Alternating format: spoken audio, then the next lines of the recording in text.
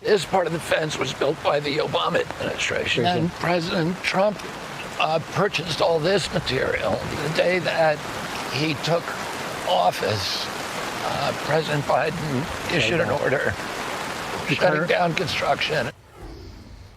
Cochise County, Arizona Sheriff Mark Dannels joins me now. Sheriff, thank you very much for joining us this afternoon. A lot of attention at the border. It's not happening in your state, but your state is actually where you're seeing the largest number of crossings right now.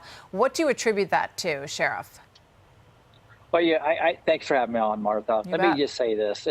I think Governor Abbott's doing in Texas, the message he's sending, the action he's putting behind his message is taking the cartel and routing the criminal activity, the smuggling, the trafficking into New Mexico, Arizona, and California. That's what happens when you do your job as elected official. So again, kudos to Governor Abbott for doing. But we're seeing the impact. We're seeing record numbers. Last year, this time, we had over 100,000 in federal fiscal year. This year, we're pushing almost 300,000. So you can see the impact that we're addressing right now. So what's your message to your governor? And California is going through the same thing. Governor Newsom is faced with this as well. Do you see this putting any pressure on your governor or the governor in California at this point? Well, Governor Ducey and I work very close on a lot of our enforcement programs. I met with Governor Hobbs numerous times, and I'll say this. She told me last week that she was going to D.C. to meet with the president, Secretary Mayorkas at the White House to see what they can do here. Because the bottom line is, right now, over the last 2 years, we've had $9.4 million expenses for border-related, state-related crimes in my county alone. $9.4 million. And the governor's office and the state's helping me pay those bills. The amount of people we're seeing here on state-related crimes up to murder is off the charts. The only one left I got helping us, Martha, is our state.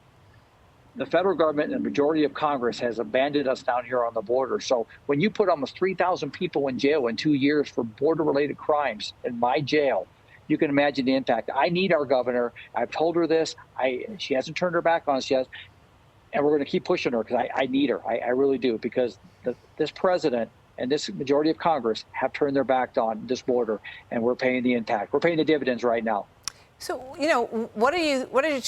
how does she view what Governor Abbott has done? He moved to put people on buses to spread the burden around the country, especially to places that have said that they would welcome migrants. Is that something that she would consider?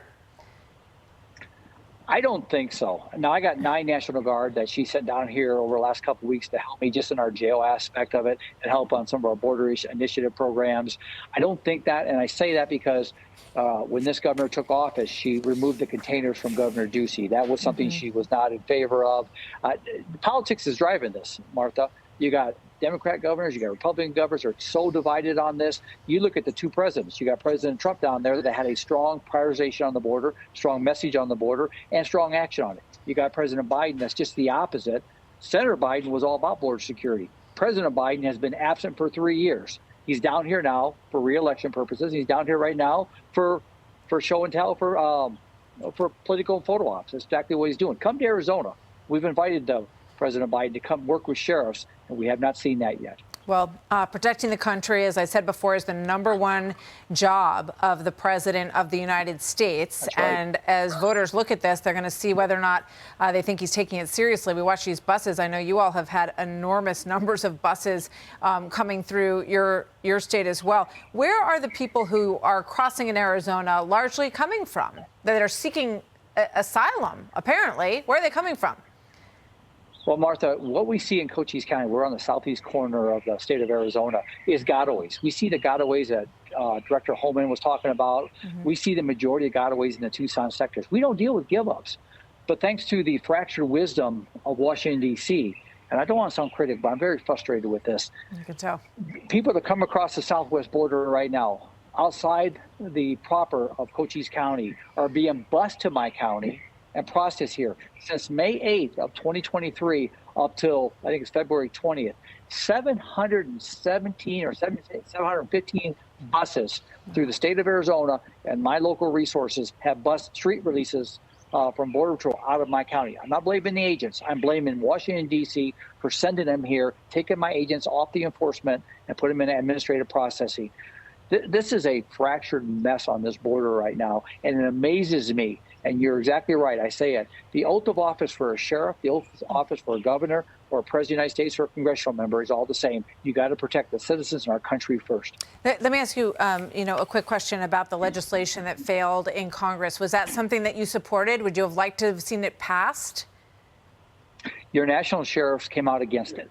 They came out against it mainly because of this. And I was notified of this bill from our U.S. senators Friday. I was in D.C. on Saturday with national sheriffs. I said, come on over. Let's talk about this bill. I knew nothing about the border bill being put together. America's sheriffs didn't know about it. Mayors didn't know about it. I invited them to a meeting on Sunday. Nobody showed up. Monday, national sheriffs voted to oppose it. So again, I said this to our 2 U.S. senators in Arizona. You got to bring your national sheriffs to the table and work together with us, the communities, get your mayors there, get your governors, and let's do this as a collective government. That's how we're going to solve this. Right now, that's not happening, and that's why there's so much opposition. In fact, I'll just say this too, you got part of that bill was to take the judicial side out of this and put it under an administrative side, which puts the trust back in this administration. That trust is not there, and I've shared that back too. You got to put. Yeah, it's just not working right now, Martha. I know. I hear you, Sheriff. You know what, sir, thank you very much. Good to hear from you today. We wish you well. We hope you'll come back and talk to us more in the future. Sheriff Dannels from Arizona. Good to speak with you today. Hey, Sean Hannity here. Hey, click here to subscribe to Fox News YouTube page and catch our hottest interviews and most compelling analysis. You will not get it anywhere else.